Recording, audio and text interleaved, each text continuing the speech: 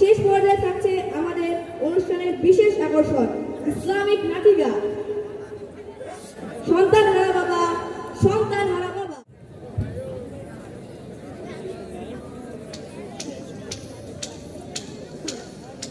আসসালামু আলাইকুম ভাই, কেমন আছেন?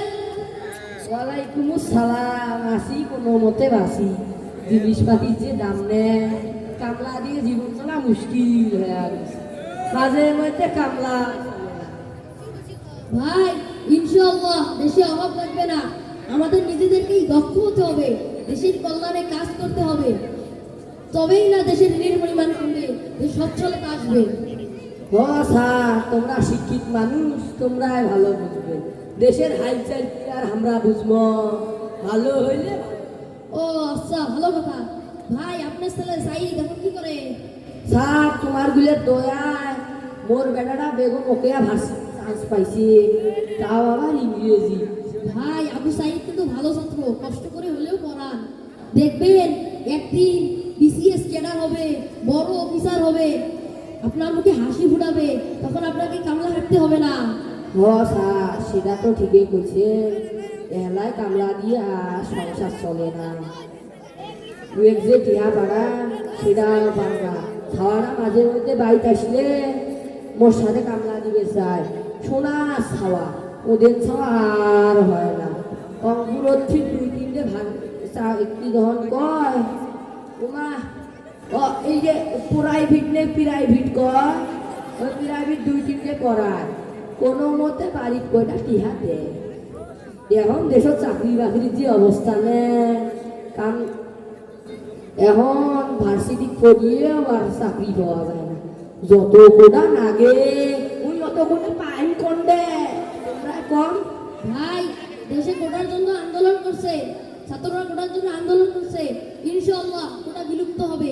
ভাই আবু সাইদ দেখবেন একদিন ভালো মানুষ হবে, দেশের কল্যাণে কাজ করবে, অর্থাৎ ভালো মানুষ হবে। স্যার, সেটা ঠিকই কইছে। মোর যত কষ্টই হোক মোর ছাওয়াটা পড়াই। তোমার দোয়া করেন স্যার। জি ভাই, স্কুলের সময় স্কুলে যাই, ইয়ামানিল্লাহ।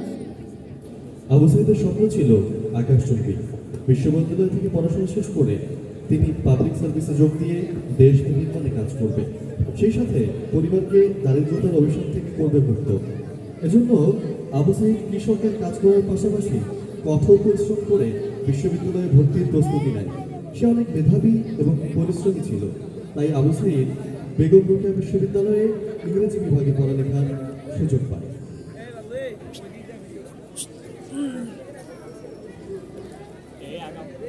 বন্ধু আসসালামু আলাইকুম। ওয়ালাইকুম আসসালাম। বন্ধু তুই কেমন আছিস? আলহামদুলিল্লাহ আমি ভালো আছি, তুই কেমন আছিস? আমিও ভালো আছি। বন্ধু তোর পড়ালেখার কি অবস্থা? আরে এত পড়ালেখা করে কি হবে? পড়ালেখা করে কি আর বড়লোক হয়েছে? লাইফটা এনজয় করো, চিল ব্রো চিল। বন্ধু চিল মানে কি সপ্তম পণ্ডিত বই মেলা হচ্ছে, চল যাই। আরে এত বই মেলা গিয়ে কি হবে? আমার দোকানে তো হাজার হাজার বই, পড়াশোনা নেই। আচ্ছা বন্ধু, বই মেলা কি যাবে কনসার্ট নেই? বন্ধু আজকে বই মেলার তৃতীয় দিন, ইসলামিক সাংস্কৃতিক সন্ধ্যা আছে, চিলমারি পিরিগার্ডেন মাদ্রাসা ইসলামিক সাংস্কৃতিক সন্ধ্যাটা পরিবেশন করবে। ধুর, গান হলে যাওয়া যেত, মজা হতো, আনন্দ হতো। বন্ধু চল যাই, তোর অবশ্যই খুব ভালো লাগবে। আচ্ছা তুই যখন এত করে বলছিস, চল আমরা যাই। সরকারি, আধা সরকারি, স্বায়ত্তশাসিত ও আধা স্বায়ত্তশাসিত প্রতিষ্ঠানে নিয়োগের ক্ষেত্রে মেধার চেয়ে কোটার পরিমাণ বেশি থাকায় এটি নিয়ে বড় বড় অসন্তোষ ছিল। এমন প্রেক্ষাপটে বেশ কয়েকবারই কোটা আন্দোলনের রূপ নেয়, কিন্তু তা ছিল খুবই সীমিত আকারে। কোটা আন্দোলন প্রথমবারের মতো বড় আকারে রূপ নেয় 2018 সালে। ওই বছরের জানুয়ারি মাসের শেষের দিকে সরকারি চাকরিতে কোটা সুবিধা বাতিল এবং পুনর্মূল্যায়নে হাইকোর্টে রিট দায়ের করে এক বিশ্ববিদ্যালয়ের ছাত্র এবং 2 সাংবাদিক। এতে কোটা পরবর্তীতে সংবিধানের সঙ্গে সাংঘর্ষিক বলে উল্লেখ করা হয়, কিন্তু মার্চ মাসে এসে ওই রিটটি খারিজ করে দেয় সর্বোচ্চ আদালত। এদিকে আদালতে রিট করার পরপরই ফেব্রুয়ারি মাসে সামাজিক যোগাযোগ মাধ্যম ফেসবুকে কোটা সংস্কার চাই নামে একটি পেজও খোলা হয় এবং শাহবাগকে কেন্দ্র করে পেজটি থেকে মানববন্ধন সহ নানা কর্মসূচির ঘোষণা করা হয়। এর মাধ্যমেই মূলত কোটা সংস্কার আন্দোলনের ডানা বাঁধতে থাকে। হ্যালো, হ্যালো, আসসালামু আলাইকুম, কেমন আছেন? ওয়ালাইকুম আসসালাম। বাবা, কিসের বলে শহর কিসব বলে আন্দোলন টান্দোলন হতে আছে, তুই কিন্তু বলে যাইসনি। আরে কি যে কর, না আইনে কিছু অড়ে গেলে। ও আচ্ছা বাবা, তুই কখন আসবো? এই যে আজকে 10টা রাতে আসবো। ও সাবধানে থাকিস বাবা। ও ঠিক আছে, দোয়া করেন। আসসালামু আলাইকুম। ওয়ালাইকুম আসসালাম।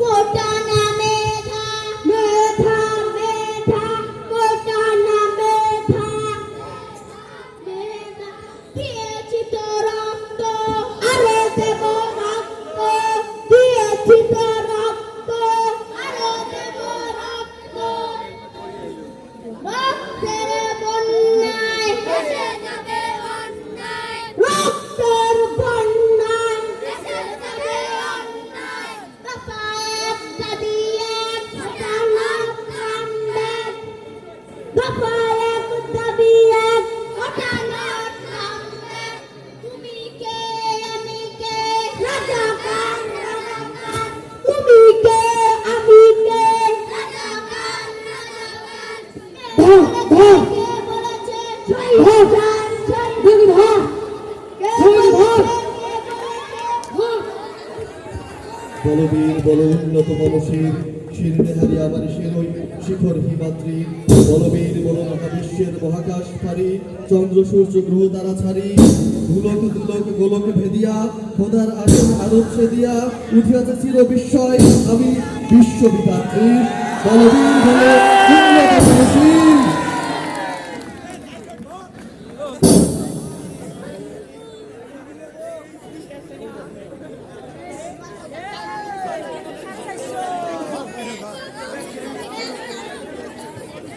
ষোলোই জুলাই দুপুর 2:30 থেকে 3টার দিকে রোকেয়া বিশ্ববিদ্যালয়ের সামনে আন্দোলনরত শিক্ষার্থীর ওপর সাথে পুলিশের সংঘর্ষ হয়। ছাত্রদের সংগঠনের করতে টিয়ার গ্যাস নিক্ষেপ ও লাঠিচার্জ করে পুলিশ। ছাত্রদের সবাই সরে গেলেও আবু সাইদ হাতে একটি লাঠি নিয়ে দুহাত প্রসারিত করে দাঁড়িয়ে যান। এই অবস্থায় পুলিশ আনুমানিক 50-60 দূর থেকে তার উপর সামগ্রী বর্ষণ করে। পুলিশের অবস্থানের জায়গাটি ছিল বিশ্ববিদ্যালয়ের প্রধান ফটকের সঙ্গে। তারপরও অবস্থান থেকে সরেননি আবু সাইদ, সেখানটায় দাঁড়িয়েছিলেন। এক পর্যায়ে কয়েকটি গুলি খেয়ে তিনি ক্ষতবিক্ষত হওয়ার পর মাটিতে লুটিয়ে পড়েন। অন্যান্য শিক্ষার্থীরাও তাকে হাসপাতালে নেওয়ার আগেই তিনি মৃত্যুবরণ করেন। আবু সাইদ ছিল অবর্ণনীয় কষ্টের জীবনের অধিকারী। 9 ভাই বোনের মধ্যে একজনেরও আর্থিক সচ্ছলতা ছিল না। কেউ পোশাক কারখানায় সামান্য কর্মী, কেউ বা ভ্যান চালক। তার বাবা সামান্য জমি ছিল। আবু সাইদের থাকার মতো ঘরটিও ছিল না। বাবা মকবুল হোসেন জমি বিক্রি করে তার ঘরের কাজ করছিলেন। সেই ঘরেই থাকার কথা ছিল আবু সাইদের। বাবা, ও বাবা, তোমার কারা আসো? বাবা ফজল, বাবা ফজল, কই যে গেল পোলাটা না, পোলাটারে নিয়ে আর পারি না। ও কোনো কামের সময় হাতের কাছত নাই। এরা কথা না শুনলে কি হবে? মোর আবু সাইদ আছে না, ওই কিন্তু মোর খুব কথা শোনে, শোনা ছাওয়া মোর, ওদের ছাওয়া আর হয় না। শরীরের অবস্থাটাও বেশি ভালো না, ঘরের অবস্থাটাও বেশি ভালো না। আমারে কইছে, বাবা তোমারে শহরে নিয়ে যা, বড় ডাক্তার দেখামু, জামা কাপড় কিনে দেবো। আর চিনতে নাই। আরে এরা যে কি বলে না। এই কিছুদিন ধরে শুনছি শহরে নাকি কিসব গ্যাঞ্জাম হচ্ছে, পুলিশ নাকি ছাত্রদের গুলিগুলা করছে। আমি মূর্খ সূর্খ মানুষ, আমি ওগুলোর আর কি বুঝবো? সকাল ধরি সবারা ফোন করতে আসো, একবারও মোর ফোনটা ধরিনি। আল্লাহ কি বেলা হইল, আইজি মোর এদের নাকতে আছে কে? হ্যাঁ আজকে মোর এদের নাকি আছে কে ধুর এসব কি ভাবছি হ্যাঁ আরে এগুলো গাড়ি না হ গাড়ি তো টেরাকট দেখছি ও তাহলে টেরাকট করি মনে হয় মোর আবু সাইডে আসতে আছে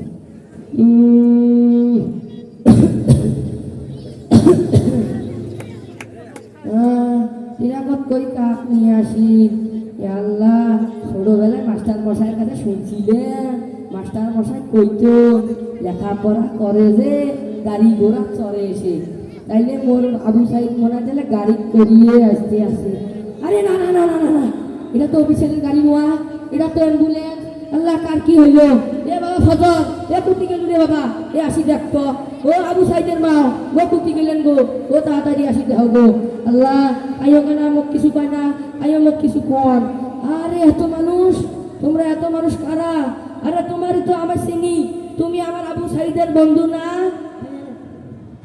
তোমরা সবাই আইছো আমার আবু সাইদ কই হ্যাঁ তোমরা কথা কও না কে এ তোমরা কথা কও আমার আবু সাইদ কই আমার আবু সাইদ আসে না আর এটা কিসের বাক্স হ্যাঁ এটা কিসের বাক্স আজকে আমার এমন লাগতেছে কে হ্যাঁ আজকে আমার এমন লাগতেছে কে আরে দেখি আমি এই বাক্সটা দেখি আল্লাহ আল্লাহ এটা কি হইল আল্লাহ মোর শোক সব মাটির সাথে মিশে গেল আল্লাহ আল্লাহ মোর জীবনটা নিয়ে মোর বেটার জীবনটা ভিক্ষে দাও আল্লাহ আল্লাহ মোর বেটার জীবনটা ভিক্ষে দাও আল্লাহ আল্লাহ মোর বেটার জীবনটা ভিক্ষে দাও ইস আল্লাহ ছেলে হারা বাবা কাঁদে নিশিদিন আবু সাইদ ফিরবে না আর কোনদিন ছেলে হারা বাবা কাঁদে নিশিদিন আবু সাইদ ফিরবে না আর কোনদিন মায়ের বুকের ধন কেড়ে নিল কালা কেমন আছে ভাই বোনে আদর ছাড়া বুলেটের আঘাতে শত শত সাইদের